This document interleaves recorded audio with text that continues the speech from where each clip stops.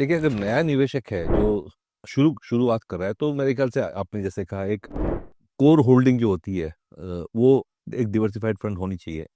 उसमें flexi cap भी हो सकता है, मल्टी कैप भी हो सकता है, बट टिपिकली वहाँ से शुरू करना चाहिए।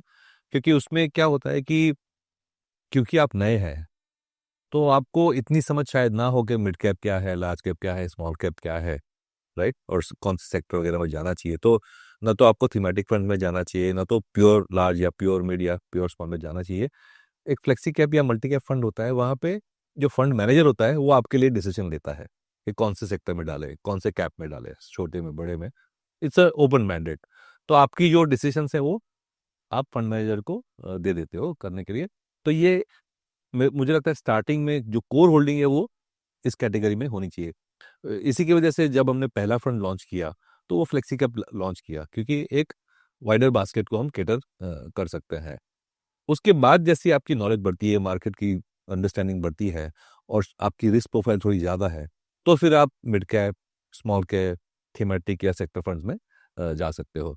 उसमें एक डिफरेंस ये है कि जब आप स्पेशलाइज्ड फंड में जाते हो, जैसे कि स्मॉल कैप या मिड कैप या सेक्टोरल या थीमेटिक में, तो उसमें जो डिसीजन है एसेट एलोकेशन की कि इसी सेगमेंट में मुझे जाना है, वो रिस्पॉन्सिबिलिटी आपकी हो जाती है, इन्वेस्टर की हो जाती है। इन अ डाइवर्सिफाइड फंड वो रिस्पॉन्सिबिलिटी फंड मैनेजर की है। इसमें रिस्पॉन्सिबिलिटी आपकी हो जाती है, इन्वेस्टर की हो जाती है, या तो आपके एडवाइजर जो भी है। So that requires a little bit more closer monitoring. अगर आपने डाइवर्सिफाइड फंड में डाला तो छोड़ दो उसको, वो टेंशन फिर फंड मैनेजर की है। तो that is the core difference, I would say.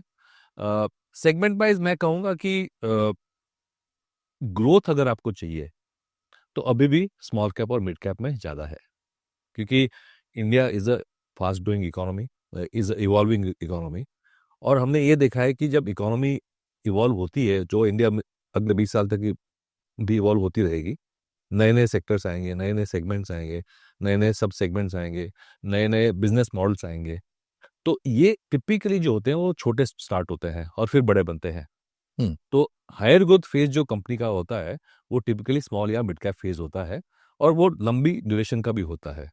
तो दैट्स व्हाई मुझे लगता है कि हमारी जो डायनेमिक इकोनॉमी है, इंडिया जैसी ग्रोथ इकोनॉमी है, उसमें फ्लेक्सी कैप या फिर स्मॉल कैप, मिड कैप में भी हम जा सकते हैं, depending depending on your risk capital. लेकिन ग्रोथ मैं कहूँगा अभी भी मिड और स्मॉल कैप में ज़्यादा रहेगी कंपेयर टू लार्ज कैप्स।